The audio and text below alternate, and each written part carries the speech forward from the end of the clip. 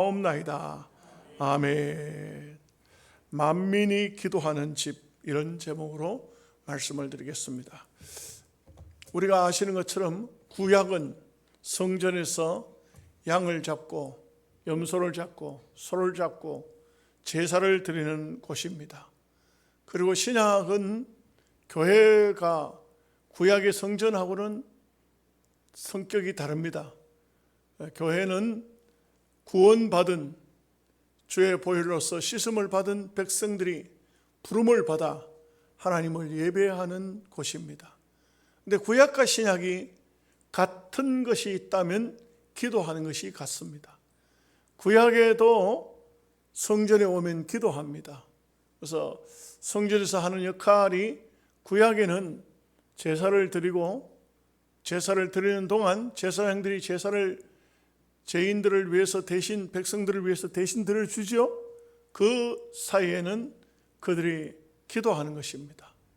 기도하고 제사 끝나도록 기다리고, 그리고 제사장의 선언을 들으면 네 제사함을 받았다. 그러면 그때부터 기쁜 마음으로 성전을 나서는 것이죠. 성전 안에는 다윗 시대부터 노래하는 자들이 있었어요. 그래서 성전 안에는 늘 제사를 드리러 오는 사람들이 있었고, 그리고 늘 성전에 노래하는 사람들이 있어서 정말 분위기가 은혜로운 분위기, 아주 아름다운 영적인 분위기가 만들어지는 곳입니다. 근데 이 성전이 어느 때부턴가 뭔가가 잘못되기 시작합니다.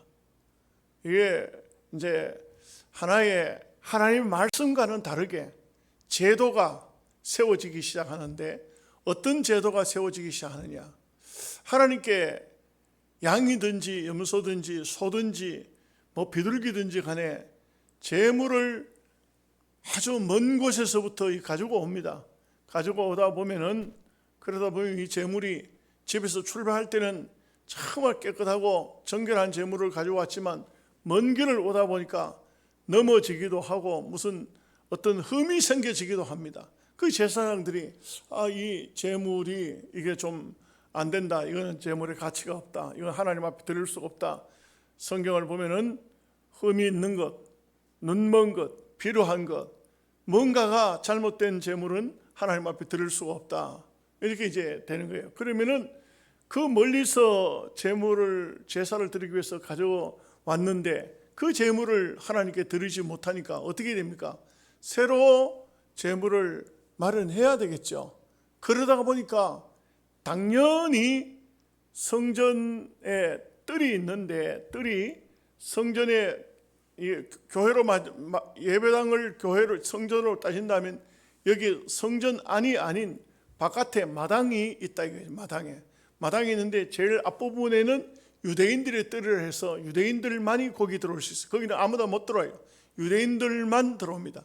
그 다음에는 조금 앞에 나가면은 그 유대인들의 뜰을 지나면은 여인들의 뜰이 있습니다. 그 성전에 들어오는 때도 여인들도 들어오거든요. 결례를 행하려고 해서 이제 성전에 들어옵니다. 그렇기 때문에 여인들의 뜰이 또 따로 있어요. 그리고 그 다음에는 이방인의 뜰이 있다 이거죠. 근데 그 이방인의 뜰을 이방인들도 들어온다 이 말이에요. 성전에서 이방인들 못 들어오는 거 아니에요. 근데 이방인들도 들어오는데 거기에서 주로 장사를 하게 되더라 이 말이에요. 보니까 재물을 가지고 하나님 앞에 제사를 드리려고 왔는데 이 재물이 잘못되면 재물이 없이는 제사를 드릴 수가 없거든요. 항상 제사를 하나님 앞에 드리러 온 사람은 반드시 재물이 있어야 돼요. 어떤 재물을 간에 빈손으로는 나올 수가 없어요. 그래서 재물을 가지고 오는데, 이것은 이제 그러다 보니까 성전에서 이 제사장들이 쉽게 말하면 재물을 갖다 파는 사람이 있었어요. 그 이방인들이 누구든지 그 재물을 가지고 들어오지를 못하거든요. 그 성전에 들어오는데도, 성전에 들어오는 것도 쉽게 들어오는 게 아니에요. 성전에 들어오면 성전세를 내야 돼요. 그래서 돈을 주고 입장해야 돼요. 여러분들이 교회 올 때는 돈 대고 입장하지 않지 않습니까? 그런데 그런 제도를 자꾸 만드는 거예요.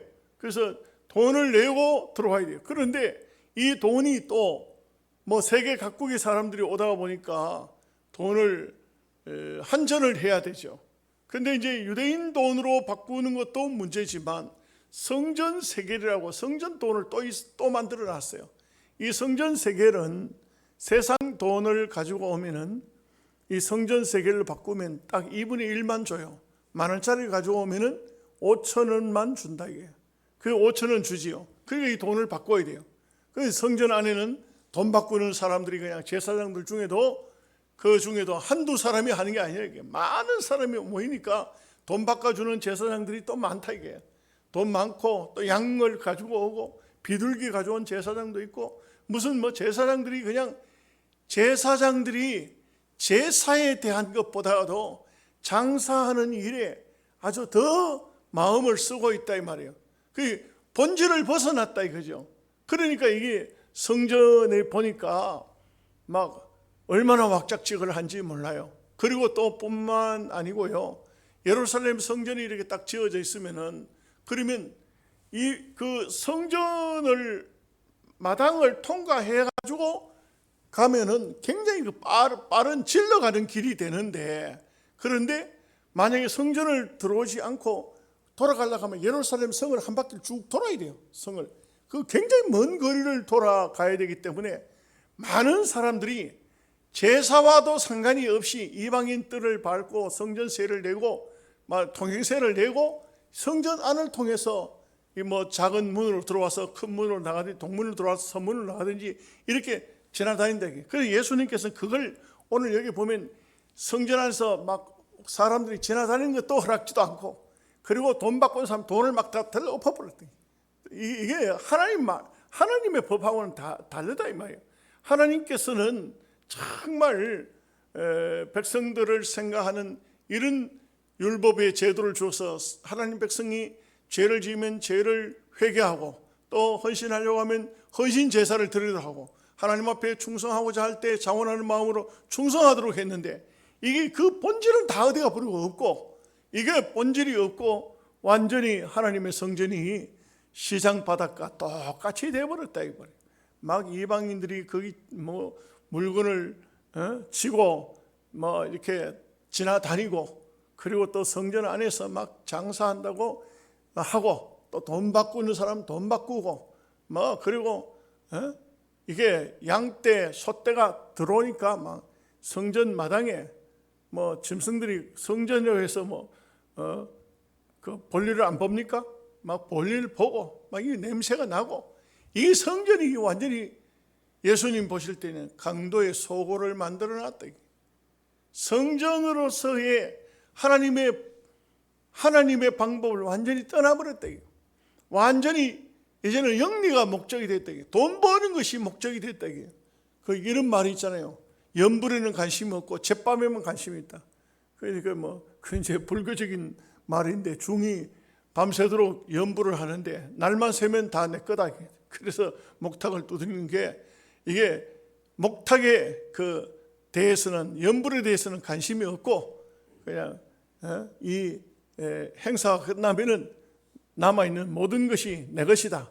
막 이런 어떤 세속적인 얘기가 있듯이 이 하나님의 성전에서도 이러한 모습으로 있다 이거죠. 그래서 이런 것을 예수님께서 정화시킨 요한복음 2장에도 보면 그 정화시키는 얘기가 나오고 오늘 이 본문에서도 나옵니다. 그래서 예수님은 하나님의 성전을 어떻게 말하냐? 만민이 기도하는 집이라. 그래서 그 구약에는 히브리어로는 시나고기라 하나님께 제사하는 곳이다. 신약에는 에클레시아 하나님의 사람들이 모여서 예배하는 것이다. 예배에서 가장 중요한 것이 뭐냐면 기도하라. 기도. 근데 이 기도가 소란스럽고 막 그냥 장사하는 쪽으로 그냥 치우쳐가지고 누가 얼마나 벌었냐, 누가 어떤 이문이 남았느냐 이런 걸로 치우치니까 예수님께서는 그야말로 돈 받고 있는 사람 돈을 들어 엎어버리고 비둘기를 날려보내버리고 채찍을 가지고 양을 막 내쫓아버리고 이렇게 했는데 막 거룩한 진노죠. 예수님이 막 진노를 일으키신 겁니다. 물론요 시대가 많이 바뀌어서 오늘날은 이 교회는 성전은 아닙니다. 그죠? 교회하고 성전하고 다릅니다. 분명히. 우리는 어떤 사람도 교회에 짐승을 잡아서 예배하는 사람은 아무도 없습니다. 바울은 너희 몸을 하나님이 기뻐하시는 거룩한 산 제사로 드리라. 이는 너희가 드릴 영적인 예배니라. 그래서 우리가 하나님 앞에 우리 몸을 거룩한 산 제사로 드리는, 그야말로 내 몸으로 하나님 앞에 성전, 내 몸을 하나님 앞에 좀 성물로 삼아서 하나님 앞에 내 몸과 내 마음을 다 정성을 다해서 드리는 이것이 그야말로 거룩한 예배라는 거예요. 그렇게 이제 되어 있습니다. 이렇게 하는데 구약에는 정말 잘못된 것이 이 하나님 앞에 드리는 제사에 대한 정신이 없더라 이 말이죠. 그래서 그리고 이런 하나님의 법도가 있는데 하나님의 법도를 따르지 않고 장로의 유전을 전부 따라가는 거예요. 장로들이 그냥 모여가지고 이제 뭐 예를 들어서 뭐 이제는 성전 안에서 성전 세겔로 거룩한 세속돈을 어떻게 쓰겠냐, 성전 세겔로 바꾸도록 하자. 성전 세겔은 이 세상 것은 아무리 많아도 적은 것으로, 하나님 앞에는 적은 것으로 여기기 위해서 2분의 1로 줄이자. 뭐 이렇게 하고 또 성전 들어오면 성전 세를 내도록 하자. 하나님 앞에 나오는데 그렇게 해야 안 되겠냐. 이러한 인간적인 방법으로 전부 장애를 이치에 맞추어서 그렇게 했던 것인데, 그러나 이것은 주님의 진노를 살 수밖에 없게 했다 이거죠. 그래서 내 집은 만민이 기도하는 집이거늘 너희가 강도의 소굴을 만들었도다. 아주 진노하신 이런 모습을 볼 수가 있어요. 근데 사실 엄격히 말하면 오늘 현대 교회도 주님이 오시면 책망을 듣지 아니할까, 그런 생각이 없지 않아 있어요. 저는 어디에다 그 관점을 뒀는지 모르겠지만 요즘에는요, 우리가 옛날에는 그 목사님들이 이 강단을 아무나 올라오지 못하게 했어요. 그래서 옛날에는요, 강단 청소도 그 이제 사찰 부부가 있으면 남자 집사님이 올라와서 청소를 하도록 했어요. 여자분들은 올라오지도 못하게 했어요. 그렇게 하고, 또 강단에 무슨 신을 신고 올라온다, 이거는 거의 뭐 생각지도 못했던 일이에요. 생각지도 못했습니다.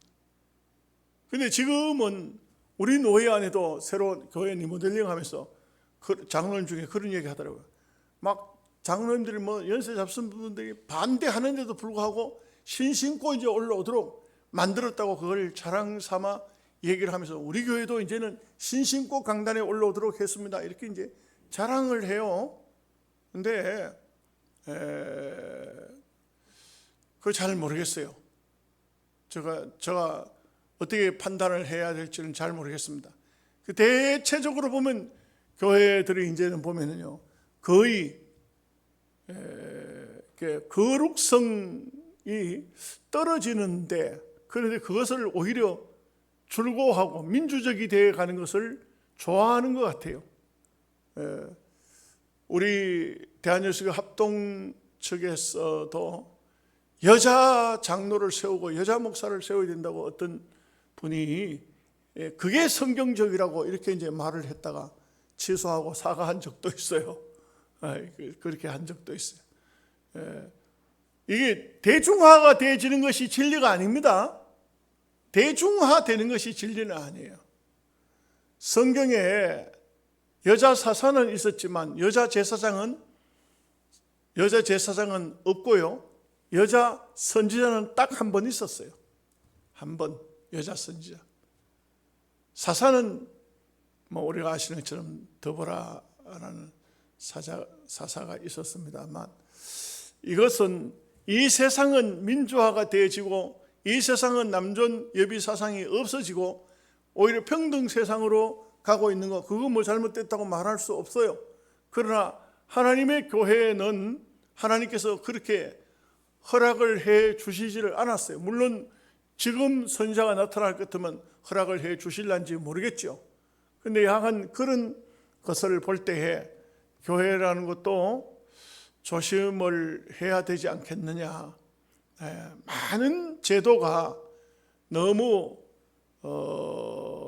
벗어났어요. 그 벗어난 것이 뭐냐면 우리 그래도 합동측은 그래도 나름대로 옛날부터 내려오는 미국 북장로교 청교도 사상을 그냥 가지고 있습니다만 뭐 감리교 같은 데 되면요 교회를 개방해요. 개방해가지고 그래가지고는 민방위 훈련도 훈련장으로 쓰기도 하고 뭐 군에서 좀 쓰자 하면 빌려주기도 하고 이렇게 합니다.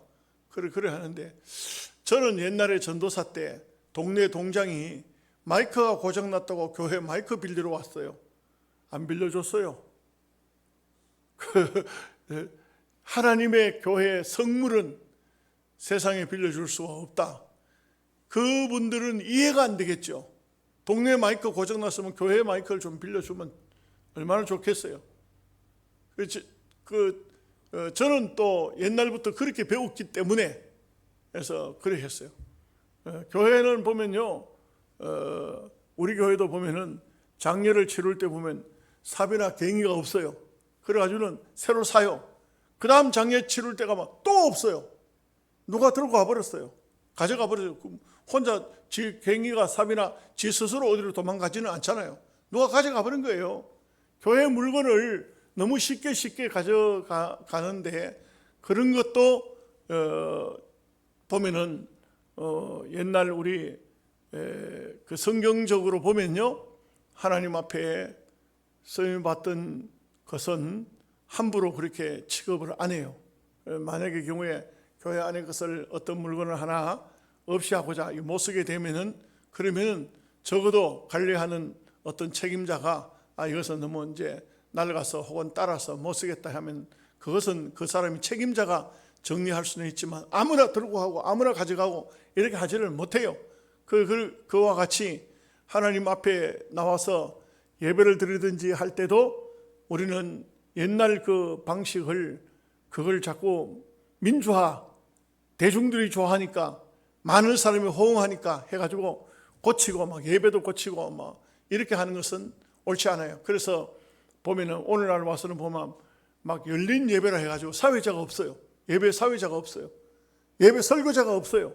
그냥 사람들이 모여서 사람들까지 자기들끼리 축제를 벌리는 거예요. 축제를 막 그냥 누구든지 손 들면 거기 마이크 갖다 주면 자기가 무슨 간증도 하고 성경을 묻기도 하고 대답은 목사가 하는 것이 아니라 어떤 장로님이 할 수도 있고 어떤 권사님이 할 수도 있고 이런 식으로 막 온 어린아이고 청년들이고 어른들이고 한테 다 모여가지고 또 우리 찬송합시다 해가지고 예배 시간에 주보가 있어서 찬송을 부르는 것이 아니고 찬송 마음대로 복음성가도 하나 부릅시다. 부르고 또 내가 하고 싶은 얘기가 좀 있습니다. 내가 뭐 한 주간 동안 외국을 갔다 왔는데 어쩌고 하면 또 외국 이야기 이게 뭐 거룩과 세속이 한때 뒤섞여 있으면서도 뭐라고 하냐면은 명칭을 열린 예배라 그래요.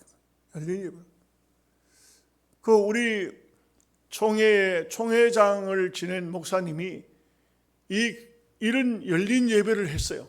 이런 열린 예배가 해가지고 그래가지고는 거기에 그 노회에서 그 목사님이 총회장 되기 전인데 문제가 생겼어요. 이게 과연 예배냐? 신령과 진정으로 예배하는 것이냐? 이게 과연 하나님이 원하시는 예배냐? 우리는 예배 모범이 있고 예배 순서가 다 있고 이런데 이걸 지금 이렇게 예배를 해도 되느냐? 이렇게 이제 문제가 생겼어요. 그 노회가 막 조사하러 나오고 이랬어요. 그 조사로 나왔는데 그 목사님이 총회 어떤 모임에서 나와서 강사로 나왔는데 이런 얘기를 하더라고요. 깜짝 놀랐어요. 열린 예배를 해야 돼. 지금 닫힌 예배를 하느냐? 우리는 다 열린 예배 했더니만 500명 되는 교회가 5,000명 되는 교회로 부흥했다 이게요. 그래서 자기는 닫힌 예배를 안 한다 이게요. 노예에서 우리 교회를 조사하겠다고 나왔는데 봉투를 두툼한 걸 한 개씩 줬더니 아무 문제가 없다고 다 돌아가더라고. 이렇게 막 했어요. 그래서 그 얘기를 가만히 들으면서 과연 이게 하나님께서 기뻐하는 일일까? 맞을까? 우리가 정말 하나님 앞에 진정과 신령으로 예배하고 경건된 모양새를 가지고 예배하는 것이 이게 맞는 것인데 과연 이럴까? 여러분 놀라지 마십시오. 우리 경안 노회도 교회에 가보면은 오전 예배는 어떻게 하는지 잘 몰라요. 제가 오후 예배 때 헌신 예배를 가보면 교회마다 거의 뭐 조금 중견 교회는 다 가봤는데 정상적으로 예배를 드리는 교회가 거의 잘 없어요. 주보가 오후 주보 예배가 우리는 뭐 옛날이나 지금이나 뭐 제가 34년 전이나 지금이나 똑같은 주보를 만드는데 이 주보가 묵도가 없어요. 어떤 교회는 가면 예배 시간 다 됐는데 당회실에 앉아가지고 차 마시고 목사님 좀 천천히 올라갑시다. 아이고 천천히 올라가지. 나는 속으로 그 교회 갔으니까 그 교회 뭐 시킨 대로 해야 될 텐데 강사로 갔지만 그렇지만 찬송을 실컷 부르다가 교회 올라가면 묵도합시다가 안 돼요. 찬송 부르던 사람이 앞에 리드한 사람 들어가면 누가 나와요. 이 무인사회야. 사회자가 없어요. 무인사회 나와가지고 기도해요. 그러고는 하는 말이 목사님 설교하시죠. 이거 어정쩡한 게 내가 이런 상태에서 설교를 해야 되나. 노회에서 몇 번 얘기를 했다고요. 안 고쳐져요. 젊은 목사님들이요 자기들을 하는 방식으로 해요. 그러면서 굉장히 교인들은 뭐냐면 우리 목사님은 신식이라고 아주 좋은 방법이라고 우리를 편하게 해준다고. 근데 여러분 하나님의 교회는 그렇게 하는 게 아니에요. 그렇다면 헌법이 왜 필요하고 교회법이 왜 필요하고 왜 그 예배 모범이라는 것이 있어가지고 예배를 할 때는 찬송은 어떻게 부르고 설교는 어떻게 하고 기도할 때는 어떻게 하고 심지어는 기도 예배 전에 이야기까지 다 해요. 교회에 나올 때는 어떤 마음으로 나와서 예배 시간에는 기속말도 하지, 예배를 드리러 온 사람은 기속말도 하지 말고 잡지책도 보지 말고 딴전도 피우지도 말고 옆 사람과 얘기도 하지 말고 기도하되 목회자를 위해서 기도하고 다른 사람을 타인들을 위해서 기도하고 나라 민족을 위해서 기도하고 경건한 마음으로 예배를 기다리다가 찬송을 어떻게 부르냐 은혜롭게 불러야 될 것이고 그리고 대표 기도가 나오고 설교자가 설교를 하고 이렇게 된 예배의 모범적인 예배가 다 있어요. 그런데 이것을 다 깨뜨리고 있어요. 정말 시대가 참 희한한 시대다. 그래서 우리 같은 사람은 완전히 노예에서 계속적으로 그런 말을 하니까 꼴통법 취급받아요. 신라시대 사람인가 고려시대 사람인가 조선시대 사람도 아닌 것 같다. 이런 식으로 되고 마는 것입니다. 그러나 분명한 것은 우리가 하나님 앞에 예배도 온전한 예배를 드릴 수 있어야 되고 예배를 드리러 나오면 오늘 우리 자세도 하나님 말씀에 맞도록 합당한 그런 예배가 되도록 해야 돼요. 그래서 이사야서 6장 5절에 보면은 이사야가 하로다 나여 망하게 되었도다. 내가 세속적인 세상에 살면서 거룩하신 만군의 여호와를 배웠음이로다. 참 하나님의 성전에 나온 사람이 구약하고 오늘 우리 신약 교회하고는 다릅니다. 똑같지는 않아요. 그러나 내용상은 똑같습니다. 형식상은 다르지만 제사를 드렸고 우리는 예배를 드리지만 제사를 드리러 나온 사람이 함부로 방자하게 행동 안 해요. 참 경건한 마음으로 제사장이 나를 위해서 대신 제사를 지내고 있다 할 때 저 제물이 죽는 것처럼 내가 죽는 마음으로 이 예배 기도하는 마음으로 성전에서 제사가 끝나도록 기다리는 것처럼 오늘 우리가 하나님 앞에 우리 자신을 제물로 드리는 그 마음으로 나올 때 하나님의 성전에서는 정말 경건한 마음, 거룩한 마음을 가지고 제사를 예배를 우리가 드리는 거예요. 똑같아요. 제사나 예배나 똑같습니다. 그들도 기도했고 우리도 기도하는 거예요. 그들은 제사장이 제사를 지냈고 우리는 우리 몸으로 하나님 앞에 예배를 드리는 거예요. 그 같기 때문에 절대로 하나님의 교회를 그렇게 함부로 행동하고 함부로 사는 삶이 안 된다. 그래서 오늘 주는 교훈은 교회는 하나님의 집은 만민이 기도하는 집이라. 오늘 이 말씀입니다. 자, 말씀 보시도록 하겠습니다. 12절 말씀 보겠습니다. 이튿날 그들이 베다니에서 나왔을 때 예수께서 시장하신지라. 예수님도 우리와 똑같은 인성을 입으셨다. 예수님은 우리와 똑같은 인성가, 그러나 그러면서도 하나님과 똑같은 신성을 가지고 계시다. 예수님은 나와 아버지는 하나인지라. 예수님 안에는 하나님이 계시고 신성이 있고, 그렇지만 우리와 똑같이 안 잡수시면 배고프시다. 그래서 오늘 이것은 하나의 교훈을 남기고자 하는 뜻이 있어요. 13절 말씀 봅니다. 멀리서 잎사귀에 있는 한 무화과나무를 보시고 혹 그 나무에 무엇이 있을까 하여 가셨더니 가서 보신즉 잎사귀 외에 아무것도 없더라. 이는 무화과 때가 아님이라. 여러분, 예수님이 무화과나무를 딱 보시고 잎이 무성한데 거기 열매가 없습니다. 열매가 없는 걸 모르고 가셨을까요? 그건 아닙니다. 예수님은 방금 말씀드린 것처럼 신성을 가지고 계시죠. 서기관들이 서로 말도 않고 눈짓으로 마음으로 주고받는 것을 다 아실 정도로 예수님께서는 과거도 아시고 현재도 아시고 미래도 아시는 분이 바로 예수 그리스도의 신성입니다. 우리는 그런 신성이 없지만, 그러나 예수님은 모든 사람을 겉도 아시고 속도 아시는 분입니다. 그런데 왜 무화과나무에 열매가 없는데 가셨을까? 이것은 영적으로 우리에게 무언가 교훈을 남기시고자 하는 그런 뜻이 계신다 이거죠. 14절 말씀 보겠습니다. 예수께서 나무에게 말씀하여 이르시되 이제부터 영원토록 사람이 내게서 열매를 따먹지 못하리라 하시니 제자들이 이를 듣더라. 그래, 이거 소위 신실학하는 사람들, 성경을 가지고 예수님도 비평하고 하나님 말씀이 아니다고 엉뚱한 소리 하는 이런 비평주의자들은 예수님께서 배가 고파가지고 무화과의 나무에 열매를 얻으려고 갔다가 열매가 없으니까 속이 상해가지고 나무를 저주해버렸다. 소위 우리말로 예수님 뿔 따고 나가지고 그만 무화과나무를 저주해버리고 말았다. 이렇게. 그게 아닙니다. 여기에 무화과는 이스라엘을 상징적으로 말하고 있어요. 이스라엘의 국화가 무화과예요. 그래서 예수님의 그 마태복음 24장을 보면은 이런 말씀을 하세요. 무화과가 푸르거들랑 여름이 가까운 줄 알라. 이거는 아주 정상적인 얘기죠. 정상적인 얘기입니다. 무화과나무 잎이 푸르거든. 아니 그 말씀은 예수님 말씀을 들으면 진리가 아닌 것 같아요. 예수님 무화과만 잎이 푸르면 여름입니까? 감나무도 잎이 푸르고 무슨 다른 나무도 밤나무도 잎이 푸르면 다 여름인 줄 알지. 그거 누가 얘기는 예수님께서 하신 말씀은 영적인 의미를 말씀하고 계시는 겁니다.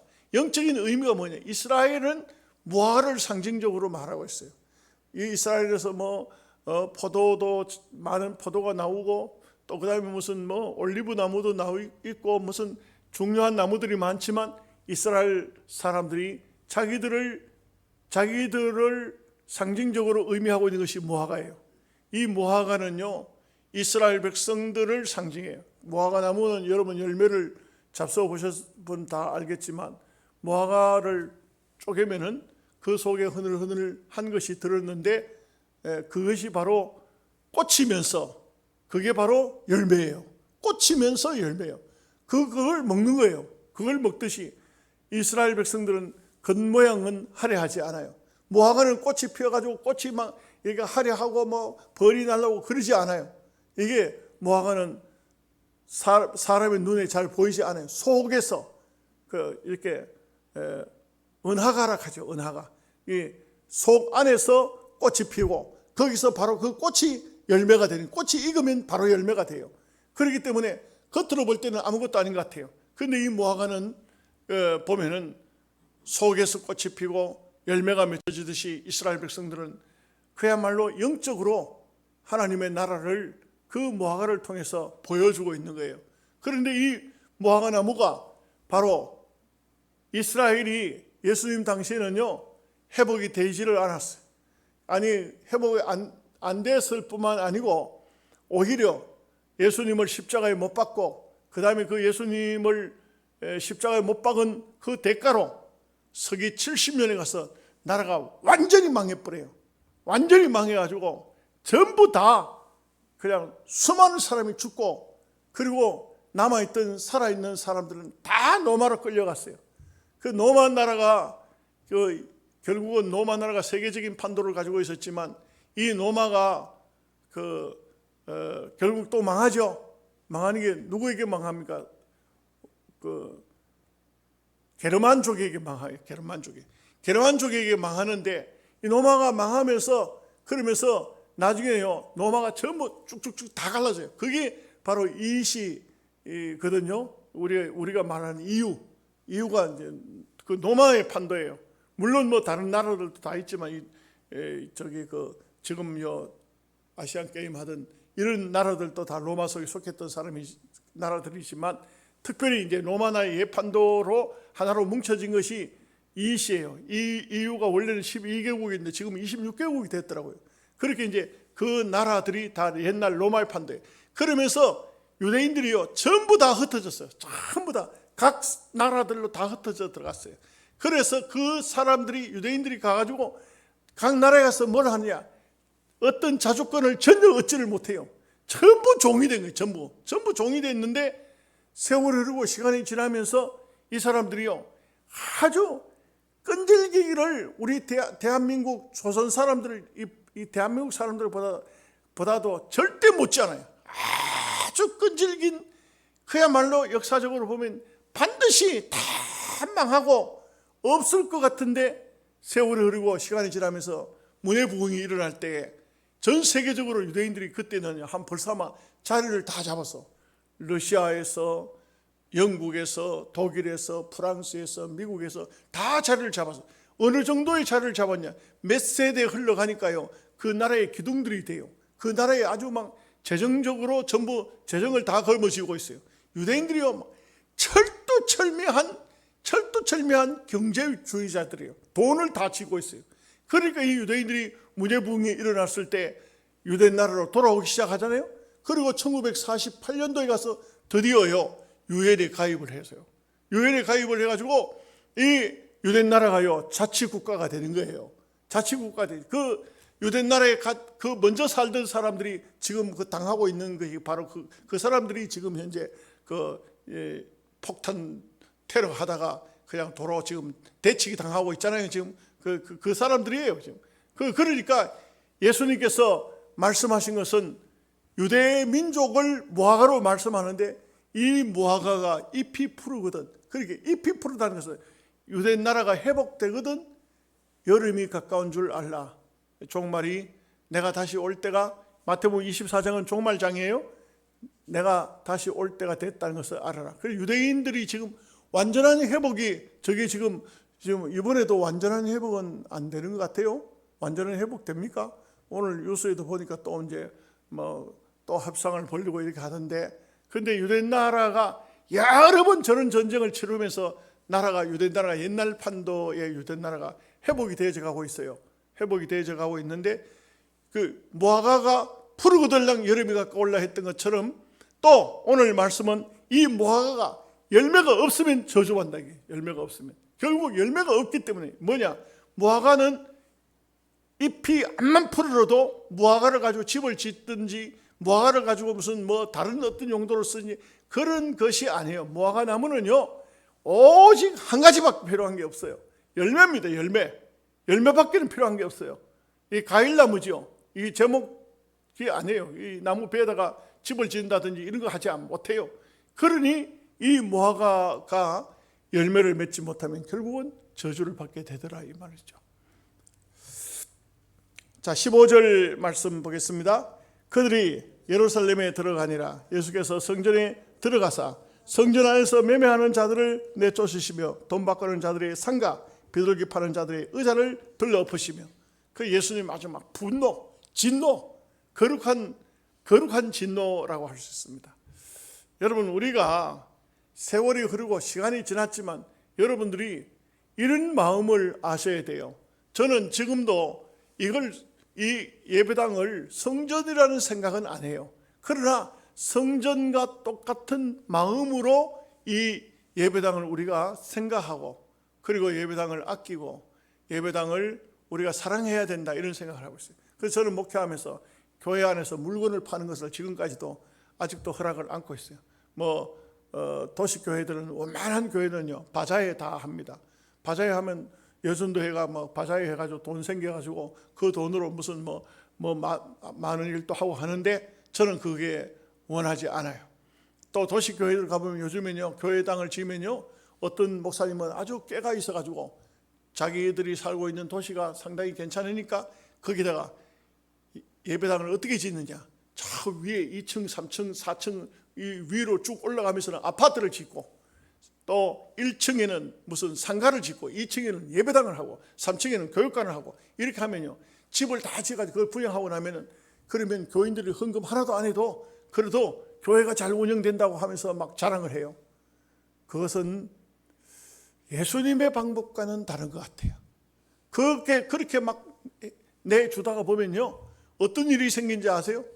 분양을 받은 사람이 그 집을 교회로부터 이렇게 했던 사람이 계약을 하잖아요. 3년 계약했다, 5년 계약했다, 이렇게 계약을 하잖아요.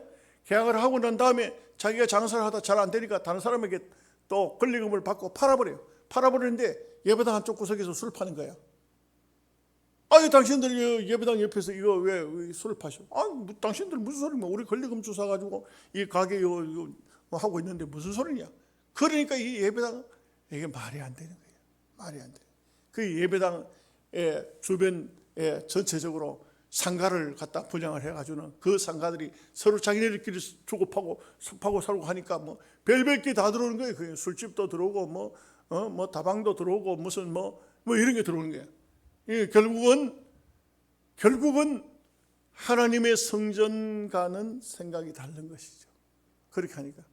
그래서 어떤 경우라도 여러분, 어떤 경우라도 예배당은 성전은 아니지만 그 성전 사상은 이 예배당 속에 있다. 잊어버리면 안 된다. 그걸 잊어버리면 안 돼. 그래서 저는 볼 때 예배당 안에서 화가 나도 ความ지르면 안 돼요. 예배당 안에서 어떤 경우라도 막 혈기를 내고 이렇게 하는 것은 예수님 앞에 책망받을 거예요. 그래서 우리가 하나님의 성전을 이 이스라엘 백성들이 함부로 대할 때 예수님께서 아주 호되게 꾸중하신 것처럼 우리는 이런 마음을 꼭 가져야 됩니다. 자, 16절 말씀 보겠습니다. 아무나 물건을 가지고 성전 안으로 지나다님을 허락하지 아니하시고. 그러니까 제가 말씀을 드린 것처럼 성전을 가로질러서 가면 성전세만 조금 내고 통행세만 내고 성전을 가로질러 가면 훨씬 빨리 갈 수 있어요. 그런데 그렇지 않으면 성전을 뺑 돌아가지고 가야 되니까 이거 옛날에 차도 많이 없고 할 때 성전 그 둘레를 쭉 돌아서 가면 하루 종일 그냥 성전이 하도 크고 그 장소가 넓고 하기 때문에 그 모리아산을 한 바퀴를 다 돌아야 되는데, 그런데 성전을 가로질러 가면 얼마나 좋아요. 그런데 예수님께서는 그것도 허락지 않으셨다. 인간적으로 생각하면 완전히 비효율적이죠. 그거 좀 해주면 되시지. 아니요. 예수님은 성전은 그런 곳이 아니라 이거예요. 성전은 그런 곳이 아니라 이거예요. 성전은 육신적으로 무슨 덕을 보고 거기서 뭘 남기고 어쩌고 그런 곳이 아니라 이거예요. 성전은 하나님 앞에 완전히 제물이 되어서 하나님 앞에 내 자신을 드리는 곳이 바로 성전이에요. 다른 용도로 쓰여지면 안 된다. 이게. 인간적으로 볼 때는 얼마든지 좋은 게 많이 있는 것 같지만 그거 안 된다. 이게. 그래 하지 말라. 이게. 그래서 우리가 이런 면에서는 참 우리는 이렇게 잘 지켜나갈 수 있는 그런 입장이지만 도시 같은 데는요, 참 큰 예배당을 지어놓고 막 목사님들 유혹이 드는 거예요. 유혹이 드는 겁니다. 이거 커피숍도 하면 동네 사람들 다 들어와 전도도 하기 쉽고 커피숍 만들어가지고 막 사람들 들어오면 좋지. 그러다 보니까 원만한 교회들은 예배당 안에 커피숍 다 만들어놔요. 그리고 커피 사고 팔고 이렇게 하고 무슨 서점도 들어오고 별게 다 들어와요. 근데 이렇게 하는데 모르겠어요. 그것은 판단할 일은 아니에요. 분명한 것은 예배당도 교회당도 성전 사상을 가지고 있다. 하나님께 예배드리는 장소니까 이 마음을 잊어서는 안 된다 이 말이죠. 자, 17절 말씀 보겠습니다. 이에 가르쳐 이르시되 기록된 바 내 집은 만민이 기도하는 집이라 칭함을 받으려 하고 하지 아니하였느냐. 너희는 강도의 소굴을 만들었도다 하시매. 그러니까 예수님 아주 싫어하신 거예요. 이거는 사람들이 볼 때는 좋은 방법이에요. 멀리서 재물을 가지고 얼마나 힘들어. 그 양떼 몰고 올라가면 얼마나 힘들어. 그런데 성전에 돈만 가져오면 성전에 양을 사서 제사 드릴 수 있으니까 편하잖아. 누이 좋고 매부 좋고 뭐 가듯이 그들도 편하고 또 제사장들도 돈 벌어 좋고. 근데 그게 아니다. 그게 아니다. 예. 제가 오래전에 어떤 글을 읽어 보는데 교회에서 어떤 일이 있었냐면 큰 도시의 큰 교회인데, 근데 이제 그 교회에 어떤 분이 누구를 전도했냐면은 그 니아가에다가 니아가를 몰고 거기다 휴지 있잖아요. 휴지. 그걸 꽉 싣고 휴지를 팔러 다니는 사람이 있었어요. 근데 그 사람을 전도했더니만 이 사람이 교회를 왔어요. 예수 믿겠다고 왔다고. 그 교회 당에서 그런 휴지는요, 뭐 우리 그 아주 고급 화장지 그런 게 아니거든요. 그 뭐죠? 그 폐지를 가지고 만드는 화장실용 휴지, 그런 주로 싸구라 그런 화장지거든. 근데 목사님이 안타까우니까 그 장로님들 보고, 장로님, 우리 교회도 화장실이든지 어디든지 간에 휴지 쓰는 장소에 좀 휴지가 저게 좀 별로 안 좋지만 저 사람 거 좀 팔아줍시다. 그래서 저 사람 가난한 저 사람에게 좀 도움을 줍시다. 그러니까 장로님들도 목사님 그래 합시다. 그래 그 휴지를 넣었어요. 그 넣으라 했더니 그래 그 분이 휴지를 이제 한 달 동안 넣고 계산서를 가져왔는데 엄청 싼 거예요. 휴지가 너무 싼 거예요. 그래가지고 이거 왜 이렇게 휴지가 싸냐 하니까 그 분이 무슨 얘기를 하냐면은, 장로님, 제가 공장에 가서 사가지고 오는 값으로 그걸 내가 다 교회에 갖다 넣고 그리고 그 돈을 받으려고 하기 미안해가지고 하나님 앞에 드리는 것인데 미안해가지고 내가 공장에서 사가지고 온 값보다가 조금 더 빼고 싸게 해서 교회 갖다 놨습니다. 세상에 그 가난한 사람 어렵다고 돈 좀 벌라고 시켰는데, 이거는 이 사람은 교회 화장지 갖다 넣으면 넣을수록 자기 손해보는 거예요. 손해보는 거예요. 얼마나 착한 마음이에요. 여러분들은 아멘도 할 줄 모르시는 겁니다.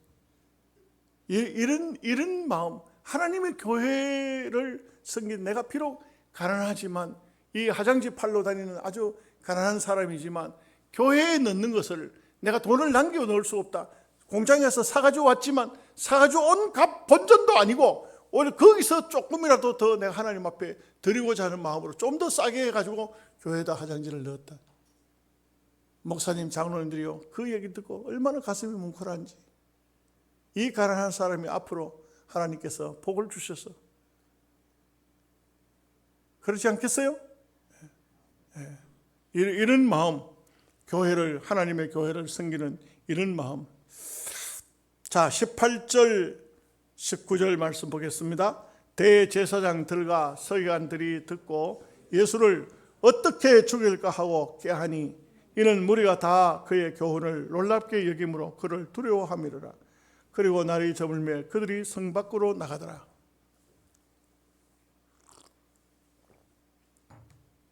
예수님께서 바른 판단력과 바른 말씀을 하시니까 모든 사람들이 자기네들이 성전에 와서 했던 행동들을 돌아보면서 맞아, 우리가 잘못했어, 우리가 좀 이렇게 하면 안 돼, 성전이 우리가 봐도 완전 시장바닥이네. 시장바닥. 이거 이렇게 해서는 안 돼. 그래서 주님이 하신 말씀을 마음속에 새기면 양심의 찔림을 받고 예수님을 두려워하고 하나님을 두려워하고 이렇게 해서는 안 되지, 앞으로 고쳐야 되지 하는데, 세상에 여기에 전혀 딴 생각하고 있는 사람이 있어요. 대제사장들과 서기관들이. 여러분, 항상 성경 읽을 때 대제사장들 하고 나오거든요. 신약 성경에 들. 이것부터 잘못된 거예요. 왜냐하면 대제사장은요 딱 한 사람만 있어요. 한 사람이 있고 이 사람이 죽으면 다른 대제사장을 또 세워요. 그런데 대제사장들이 있다는 것은 뭐냐? 인간적으로 내가 대제사장 하다가 좀 내가 물러날 테니까 네가 대제사장 해라. 서로 나눠 묻기식으로 하는 거예요. 그래가지고는 대제사장들이 생겨버렸어요. 이게 성경에서 이것만 봐도 얼마나 잘못됐다는 것을 알 수가 있어요. 그런데 이 사람들이 예수를 어떻게 죽일까? 예수님의 말씀을 우리가 참 들어보여 양심적으로 우리 진리래. 어떻게 하면 우리가 순종해야 되지? 이렇게 하지 않았어요. 이게 얼마나 악하고 얼마나 못된 사람인가 하는 것을 알 수가 있어요. 우리는 말씀을 들을 때 이런 사람들처럼 들으면 안 돼요. 때로 목사가 설교하다가 여러분들을 책망할 수도 있고 여러분들의 귀에 거슬릴 수도 있고 마음이 아플 수도 있고 속상할 수도 있어요.